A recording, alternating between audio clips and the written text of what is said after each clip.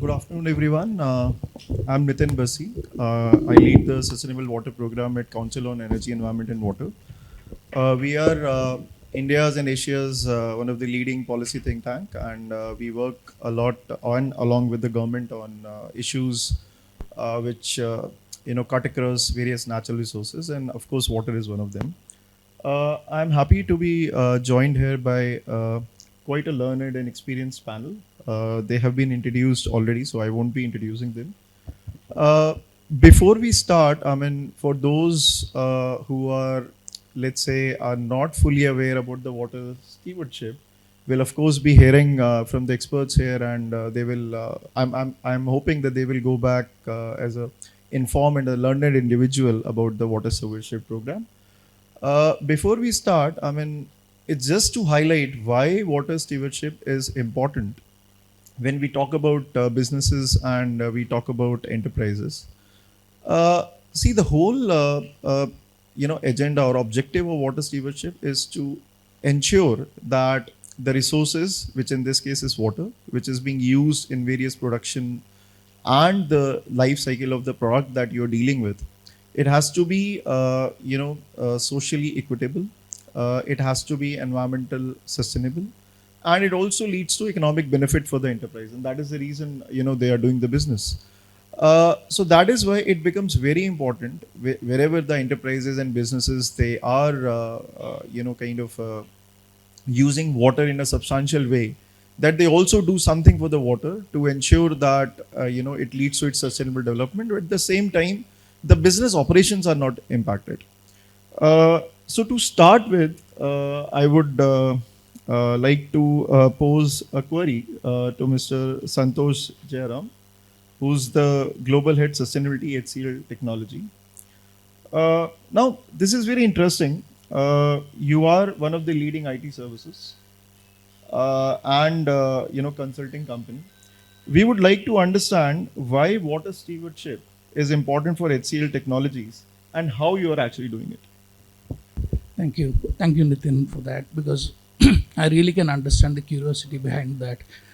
IT service is not a water intensive, and why would that be a focus area for us? I might have to start a bit historical to answer that. I think water as a paradox. Um, you know, Even Adam Smith in 1770 has talked about it when he said that it is so essential for life, and diamonds are not, but diamonds are valued more. So even from that period of 1770, you had that paradox, and the paradox still exists because we don't value water still. So I think it's one of those key things which we thought that it's important, and there is quite a bit of discussions around the GHG emissions, carbon, and all those things. And our headquarter being here in India, and India being a country which has got a water risk, we thought that there is a potential for us to kind of work in that particular direction. And also, water, if you really look at it, it is unlike the so-called GHG emissions because it's pretty local. It's 1 kiloliter is not equal around the world. So I think it has got that very localized impact, and you really require to customize your solutions and all those things to that local parlance. So I think it is all these things put together which kind of caught our attention, and we started working this. On an overall, sustainability philosophy, the way we approach it, we put it very simply called act, pact, and impact. So to tell, act is a recognition that it all starts with us. We have to start. But the pact is also the recognition that we cannot do it alone. We have to do it in collaboration. And impact is the outcome of act and pact. So from an act perspective, yes, our own operations we try to minimize whatever little. We are not a water intensive industry yet. So we do that part. And being an IT company, we have the luxury of using sensors and all those things, so we do that. And also from the HCL Foundation, which is the CSR arm of HCLTech, we do have a huge focus around water. to give. There are multiple projects which are linked to water, but one such initiative which I would say that in terms of helping about more than 150 water bodies to kind of recharge water better and all those things. Although I'm not a big fan of doing net accounting of water, but just to give you a sense of measurement is that that initiative recharges 26 times more water than what we consume.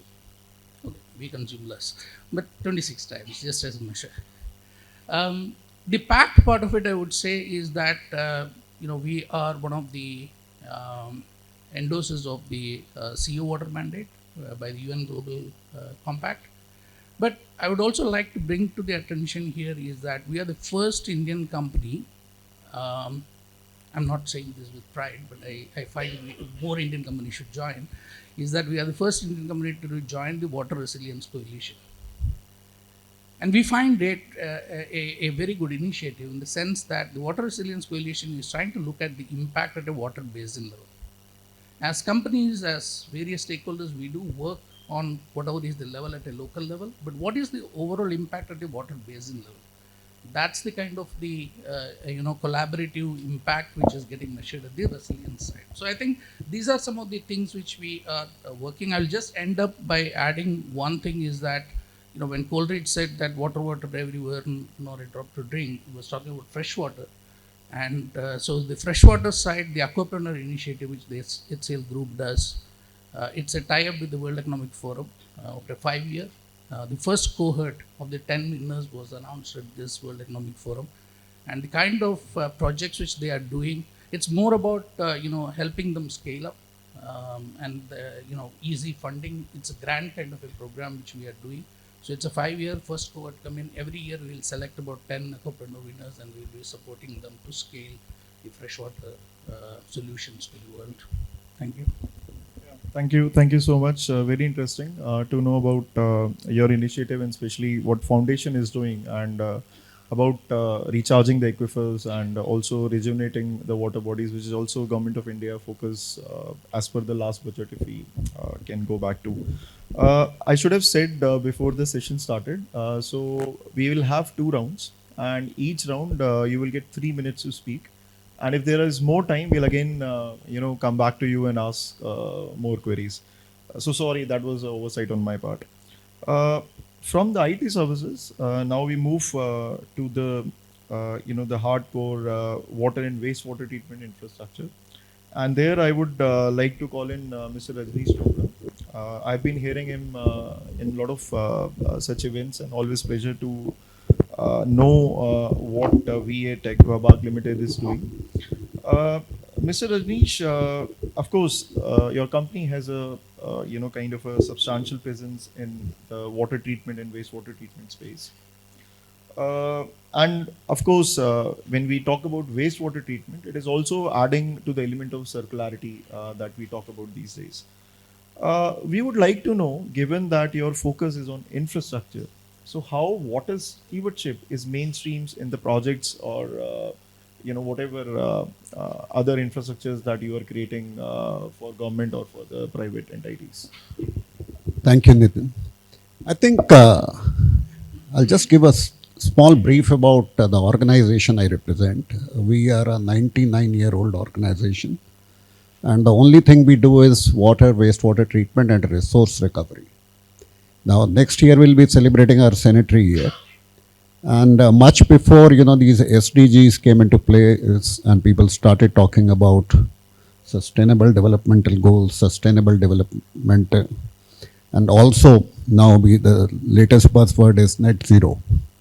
I think we took lead in this much long. Our logo reads WABAG, Sustainable Solutions for Better Life, that is in existence for 5 decades. So most of the projects which we do, I think one of the focuses any client we work with, because we work more with the urban local bodies.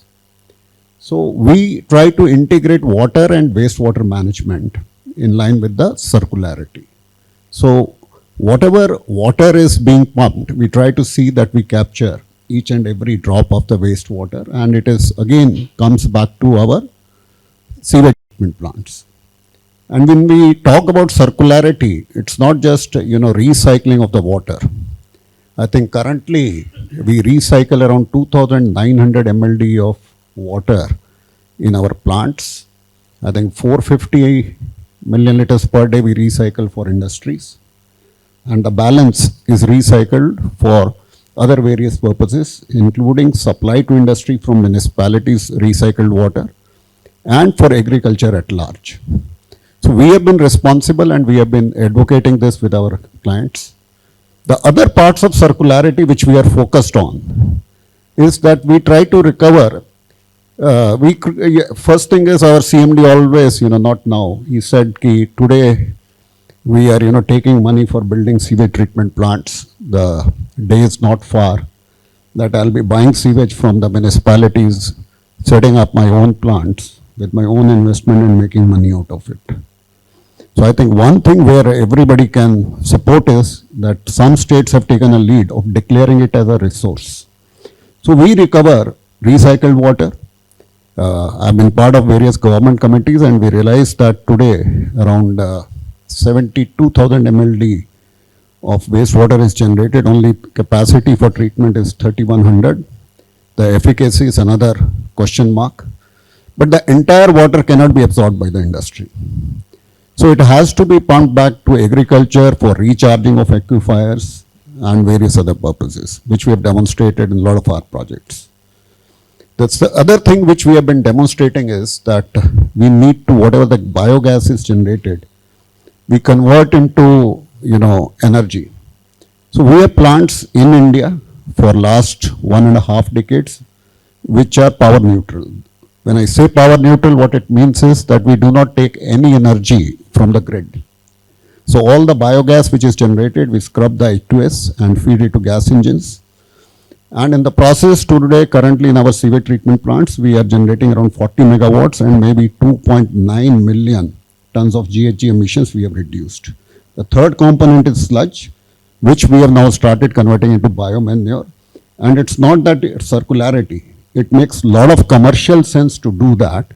So that's why I say it has to be declared as a resource. When it makes business sense to our clients, automatically it will start replicating much faster.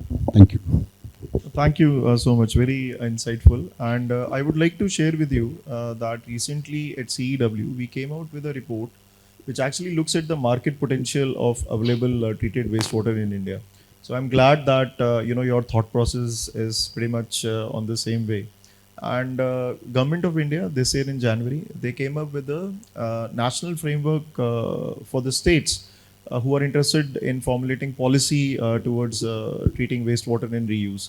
So, and otherwise also more than 10 states in India, they already have such policies. But I think, as you mentioned, that they need to realize this as a resource, and probably that will do more good to the society and as well as the challenge that we had in our hand. So thank you so much. Now I move to Ruhana Zariwala, who's the Global Head Sustainability for Cipla. Pharmaceutical companies and especially the units where the medicines are manufactured, so they are located mostly in the rural areas. And of course, there is a dependence on resource and also some impact which happens because of the operations. So given this scenario, we would like to understand that what is Cipla doing in this space, working along with the community and also ensuring the environmental sustainability when it comes to water. So good afternoon, everyone. Thank you, Nitin, for this question. So at Cipla, while we are looking at water stewardship, we are looking, I can say it in two buckets. One is what we are doing inside our operations, and one what we are doing outside our operations with the communities around. So inside our operations, as many other corporates as well do. So we are focused on, reducing our freshwater withdrawal consumption. We are focused on increasing the recycling and reuse percentage. Some technologies like ZLD or utility automation, and conservation through rainwater harvesting techniques. While we are doing inside our operations, we are also a water intensive sector, and we are also looking located in some of our plants are located in the areas which are water stressed. So what we are doing with the communities outside is we are also working on watershed development programs. And how we do about it is we collaborate with the NGOs, we collaborate with the technology partners, and we engage the local communities in these watershed programs. And these communities are involved from the beginning. They are involved in the planning stage itself, in the decision making, in water budgeting, net metering, etc. All the activities, and we support to empower these communities in terms of making a financial viability, financial resources, technology expertise, and also the capacity building of these communities. While we started this journey on water outside our communities, it's a very young journey. And we are doing it in the states of Maharashtra and Karnataka. And so there are different scenarios altogether. Some in one of the states where we are doing it around the Nashik region. These receive very high rainfall, maybe around 2500 mm or so. However, these rainfall, these are on the hilly areas, so the runoff doesn't stay; it just washes off, and so there is soil erosion, land degradation because of all this, and there is also the tribal communities out there. There is no water available for them, in the summer season.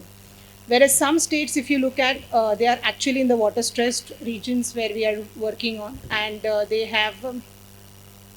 They also face droughts at multiple times.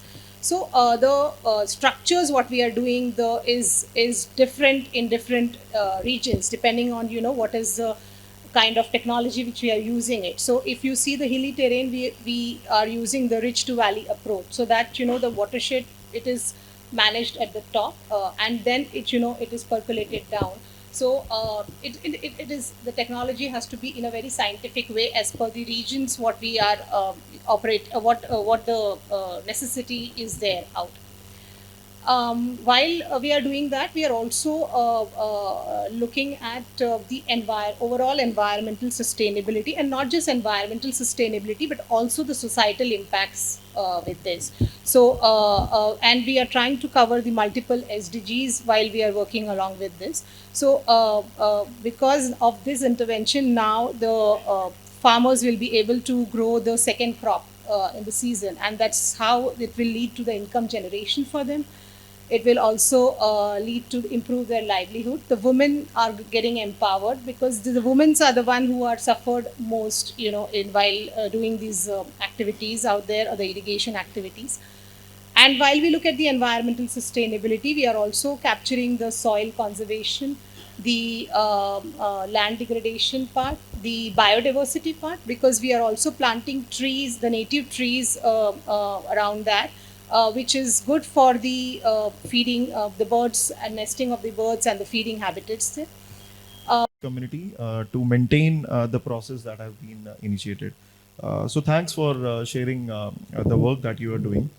Now I move to Mr. Paul Abraham. He's a president, Hinduja Foundation.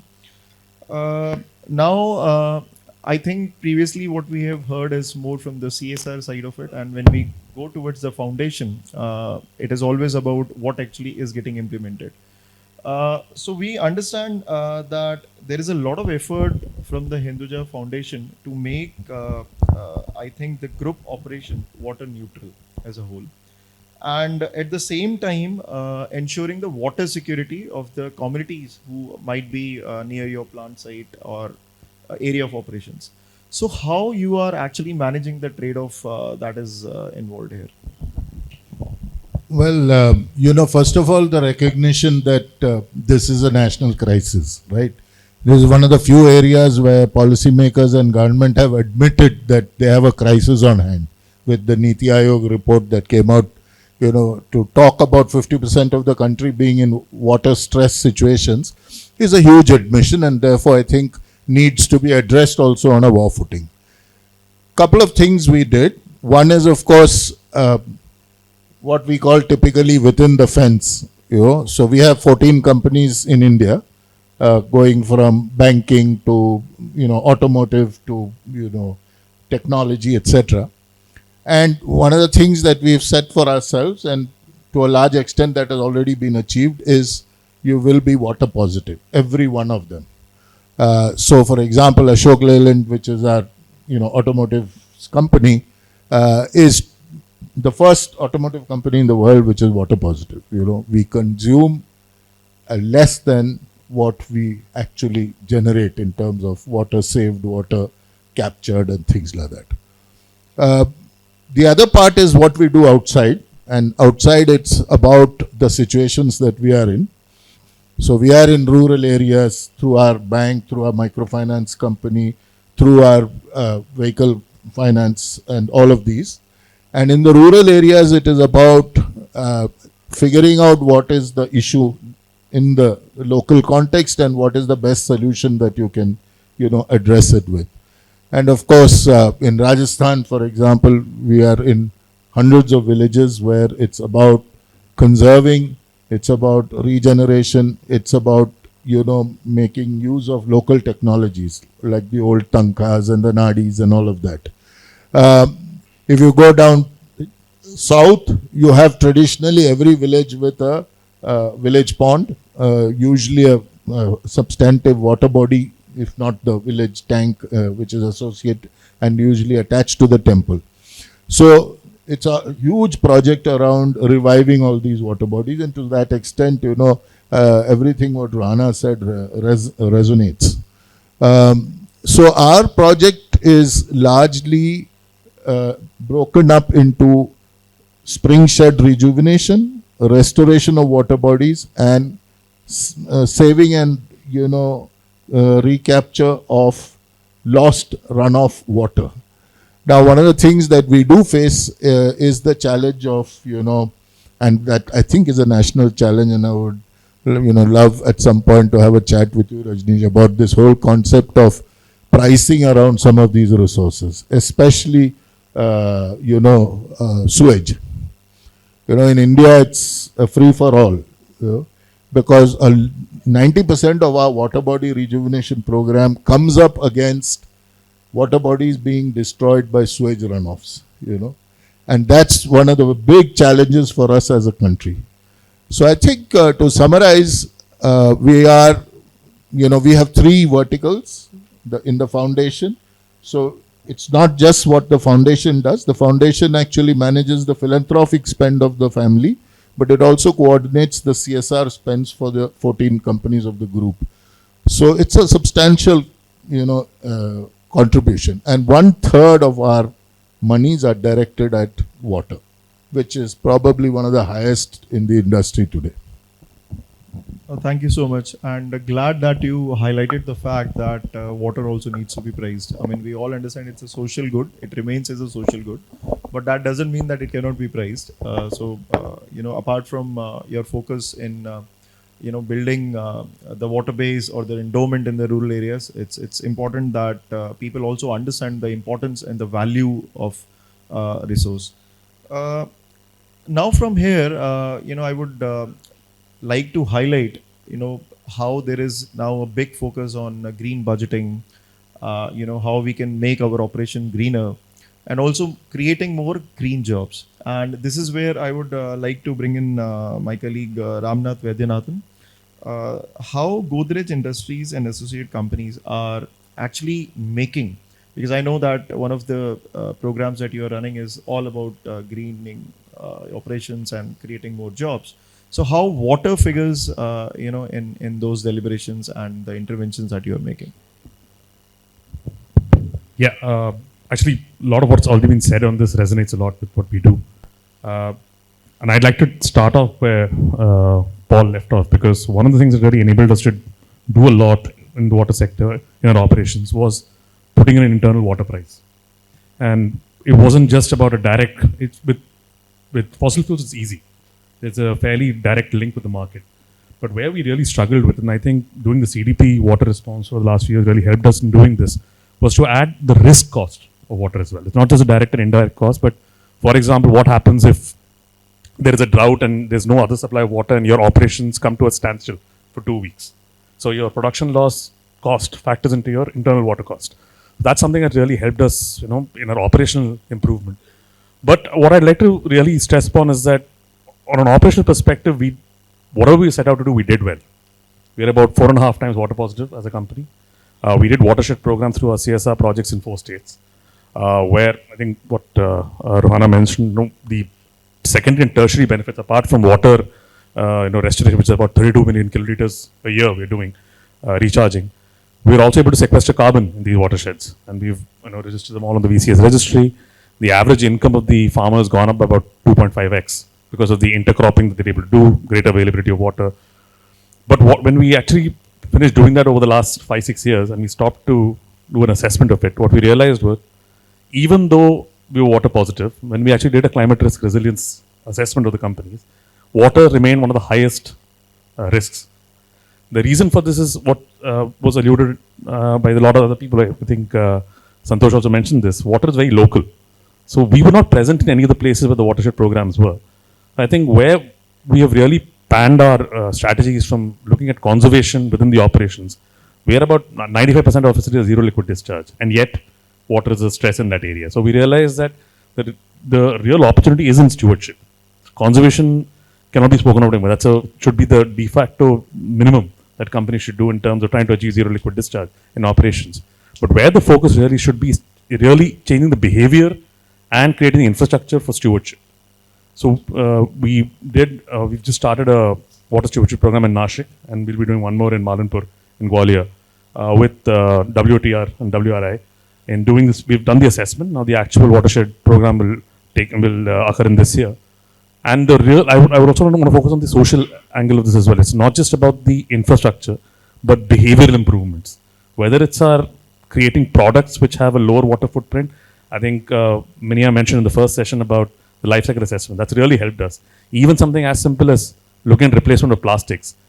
We've actually rejected bioplastics, many of them which come from starch, saying that it has an adverse impact somewhere else in the water table. By you're growing sugar to make plastic, you're going to create a bigger water problem in those areas.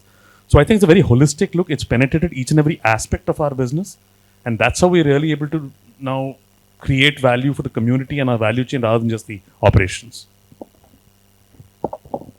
Well, thank you so much. Again, a lot of focus on how the assessments are done prior to doing interventions, and that probably also help in the way the targeted interventions can be done, and it makes a lot more impact on ground. Now we can move to the next round, because the session is also about the future of water stewardship. So I thought it's important to first let the participant know what are the various interventions which are undertaken by the corporates which are represented here.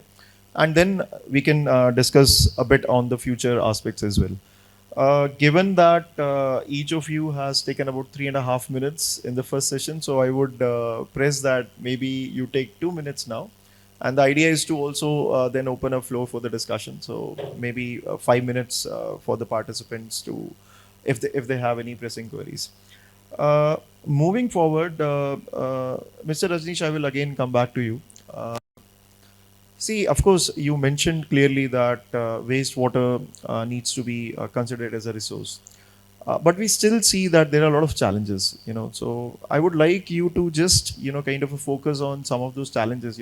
What is stopping such projects to become a mainstream given the current policy context? There are policies, which are showing both carrot and stick. And I think one of the biggest enablers has been the NGT, which has been the driving force on the wastewater treatment. And I think Maharashtra is one state which has, decided to declare it as a resource, and a lot of wastewater is being used for agriculture currently. But one thing I would like to say that I've been part of this industry for more than 3 decades. The industry has been very, very responsive. So a lot of major industries, they resorted to recycling maybe 20 years, maybe more than 20 years back, because they considered it as a resource, and a lot of production losses were there when water was not available. But unfortunately, maybe they consume hardly 2 to 3%, but industry is always on focus on recycling still. But the major area is the urban areas. I think the major challenges are, one is the compliance, that we should get a sewage to treat when sewage treatment plants are built. We operate in over 30 countries, but it's not only in India. There are certain developing countries. It's a typical characteristic, which Nitin would know more than me, that if you don't get sewage, we don't design a plant which is going to treat anything beyond sewage. It's a biological system. That's one. Second thing is, the amount of funding required. As I mentioned, that maybe today, whatever is wastewater generated as per CPCB report, not even 50% is treated. So if it is a resource, it should make a lot of commercial sense. So there is a need for a private investment here, but the challenges on private investment is, one recently successful model has been developed by National Mission for Clean Ganga, where a lot of national and international participation has happened, which is a hybrid annuity model. It is not fully PPP, but it's a hybrid annuity model. Some states are adapting to that. But being a social sector, again, what Paul just said, the pricing mechanism, it's not priced. Nobody disagrees whether it is Niti Aayog or any decision makers, but it's politically never a very, very encouraging decision. So unless that is done, I think we all pay. I'll take just a few seconds more. We all are paying a lot of money for water. Sitting in this room also, I think there are a lot of bottles. We're talking about sustainability. We have plastic. We have highly priced water here. Similarly, these are small initiatives which can help us. I think in a city like Delhi, although I stay in Chennai, I think RO is in every home. 75% is reject. Very few people who are conscious to reuse that. And we pay 6,000 to 7,000 rupees an annual maintenance contract. So I think the users are willing to pay. A volumetric pricing is something we all have been advocating. Let's see how it comes. That will really make a lot of sense. And when we start treating wastewater as a resource, I think it will automatically happen. Or the other way is, when I don't have water, like Namibia, since 2003, I've been treating water for wastewater for potable reuse. So we have a choice. We want to wait till then, and then that's the last alternative. I'm glad that the strong signal is working, and we would love to hear more, but there are these time considerations. But yeah, a lot of food for thought there. One is interventions, and then how you sustain those interventions, how you ensure that the evidences which are generated gets also reflected in the way the policies are prepared or the policies are implemented. So a lot of reflections from Rajneesh there. Paul, I would again come back to you. So see, I understand that a lot of interventions are done, especially groundwater recharge, somewhere rejuvenation is being done, which ultimately leads to improvement in, let's say, water levels, or it also leads to improvement in the water quality of the sources. What we struggle is that, how you attribute that it is because of your intervention that this has happened, because there might be several other interventions that might be ongoing in that particular watershed. There can be some government schemes that are being done. So what are you doing to measure such, or let's say the impact of those interventions? Yeah, I think, there are a few things there. So on the initial one of what happens within the fence in terms of our own, we have straightforward metrics of how much you consume and how much you regenerate, right? When it comes to the other stuff outside, I think there are metrics, and we are not too fussed about sharing credit as long as the desired metrics are achieved, whether they are health parameters, whether they are water stock, all of those kind of metrics. The issue, I guess, if you ask me from a, policy perspective, there are 3-4 broad issues, One is, of course, at a, state level, this whole thing of convergence and allowing us multipliers. So if I'm spending $100, is there a possibility I can multiply that with community and state contributions? In states like Rajasthan, I have 90% convergence. In other states, it's less than 10%. You're just walking and banging your head, and states just don't release the money. So my 1 rupee doesn't go that far, okay? The second thing, of course, from a policy perspective, and it's very clearly already mentioned, it's dire. You know, what you do to preserve and conserve, and what you do to, charge and price the discharge element, whether it is sewage, whether it is wastewater in whatever form. Okay, and it has huge implications. It's not just the circular economy and all of those buzzwords. It's also about health. It's also about toxicity and many other issues around, the water bodies that you have in the country typically.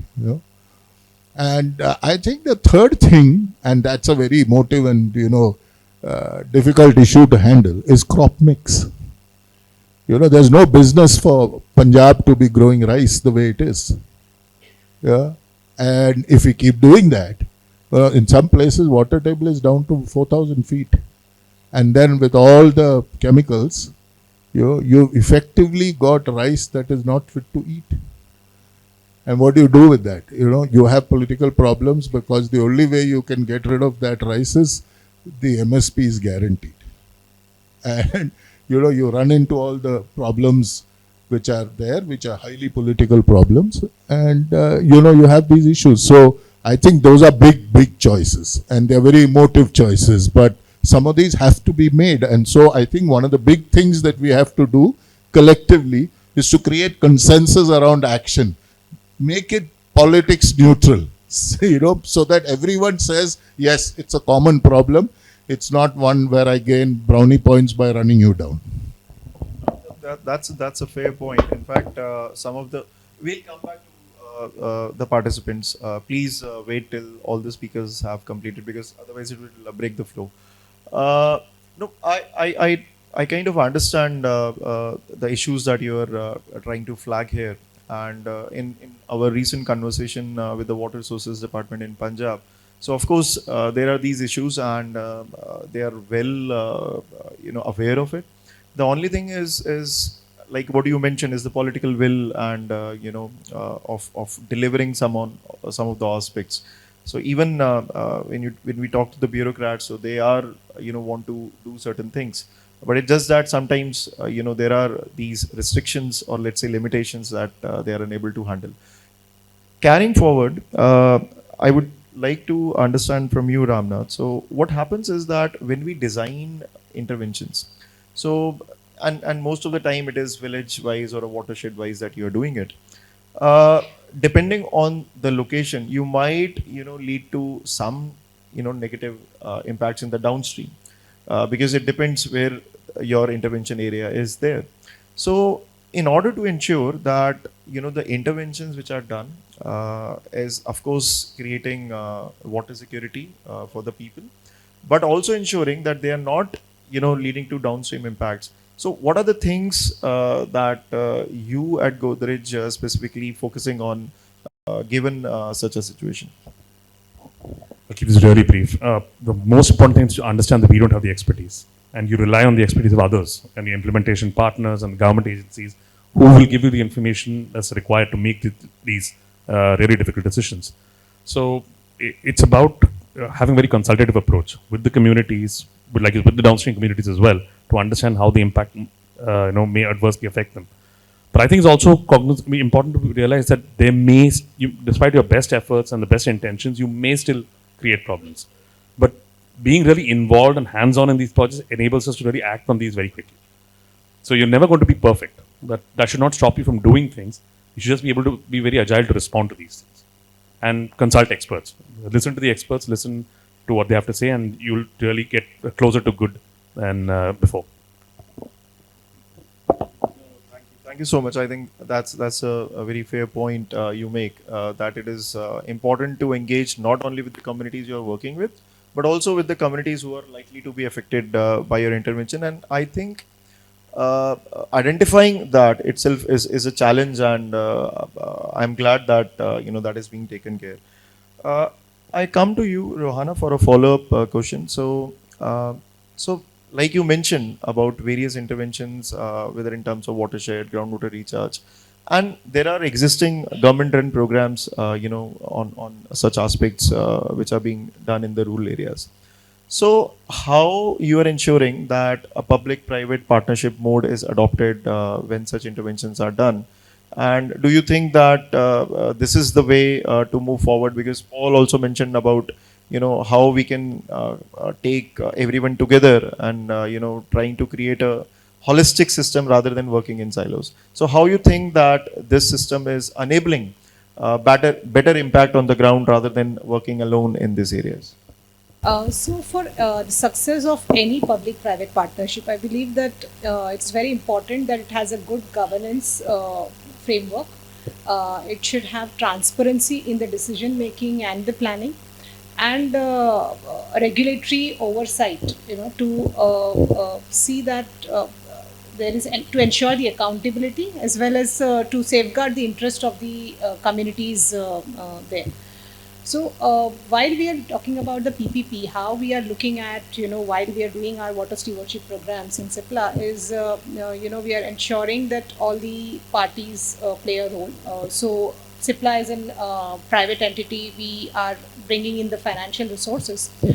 While we bring in the financial resources, we partner it with the technology providers. There are organizations who are experts in water and working in these areas from many years now, and they bringing in the technologies and very scientific studies, be it how you understand the groundwater table, also looking at the downstream end should not get impacted because of your interventions. So that's very important. And also, tying up with the say local KVKs there, who help the farmers in capacity building, in training the crop pattern, the cropping of these things, and making them understand of the rain predictions, the natural calamities, and so that is very important to tie up with all these parties. Also, some corporates are now working with government as well. For example, NABARD and all to get set a proper monitoring mechanism and have a proper technology in place. Along with that, how there is also a part where communities play a role, where so they also bring in their local area expertise and share their local knowledge.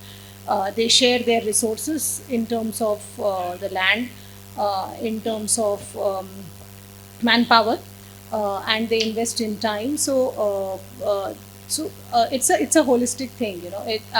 It is successful if you do it if you address all the aspects of the watershed and do it in a holistic way. Thank you. Again, interesting that you talk about the technology part of it, and this takes me to the last, kind of a query to the learned panel here. Santhosh, I mean, we are seeing, how the world is changing when it comes to use of making disruptive technologies, whether it's IoT, big data. How you see that such technologies can really, make or help decision makers to take effective decisions when it comes to managing water in the, this particular century? Yeah, I'll try to compensate for the first question for this in terms of time. But so technology is there. It's not that you need to kind of reinvent anything. The technology is there. It's about the use case. Think about this, that the virtual meeting platforms in March 2020, how good they were. And within 6 months, what happened? Because the moment you have the use case, the moment, then the whole drive of optimizing that technology happens and it delivers to the right kind of good. So I think the whole of the, technology is available. Data, for example, we are in a zettabyte era. Look at the quantum of data. Each time you look into your mobile, it's a data. It's getting generated, right? And, I'm sitting next to a company with 100 years of data.